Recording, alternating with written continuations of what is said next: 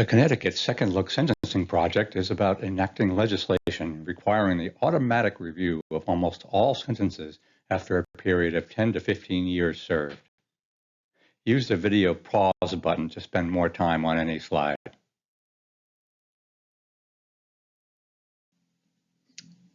We've outlined key components of the proposed legislation. The National Association of Criminal Defense Attorneys, Criminal Justice Reform Group FAM, the ACLU, and the American Bar Association all support second look legislation.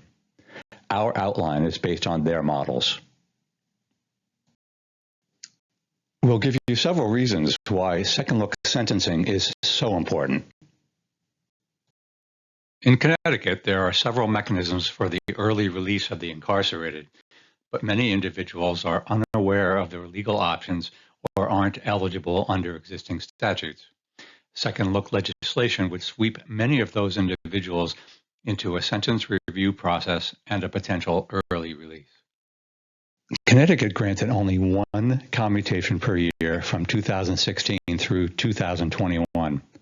Recent efforts to increase that rate were torpedoed by political fear-mongering. Decades of research have shown that longer sentences are no more effective at preventing crime than shorter ones. While this may seem counterintuitive, it's been shown that deterrence is primarily a function of the certainty of punishment, not its severity.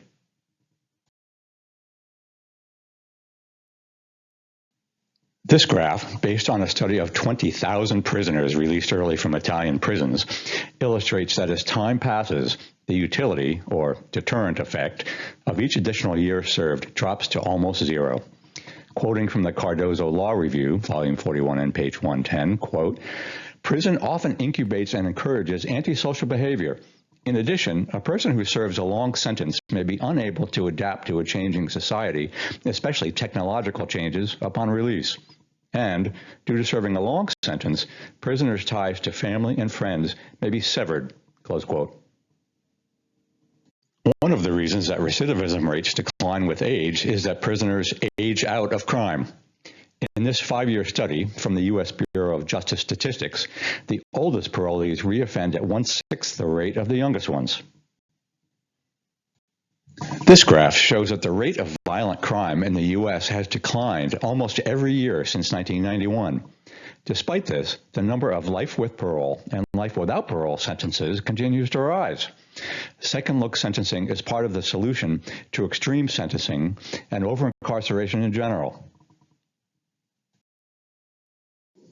Racial bias is well documented across our criminal justice system, from police to prosecutors to judges to corrections and parole personnel. As a result, people of color are disproportionately incarcerated and serve longer sentences. This historical injustice demands redress.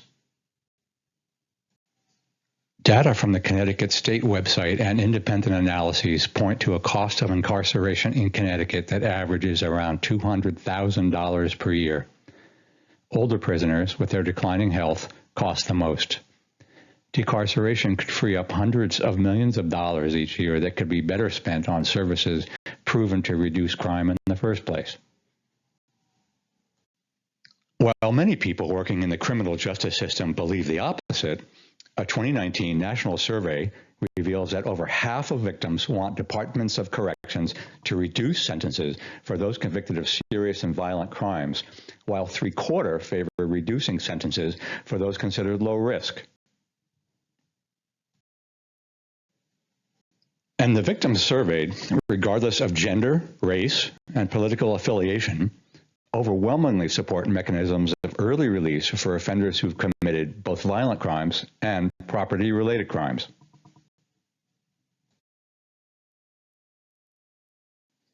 Politicians are often afraid of proposing common-sense reforms because they fear public backlash. But a 2020 study by the Justice Collaborative Institute found that nearly 70% of all Americans support second-look legislation. So how would Connecticut benefit from second-look sentencing? Benefits include a reduction in the incarcerated population, a decrease in corrections spending leading to net positive economic impact for the state, relief for the incarcerated and their families, and progress towards erasing the historic embedded racism that continues to land so many poor people and people of color in prisons. Thank you so much for watching this video. Several appendices follow. Please contact us for more information or to help enact these changes.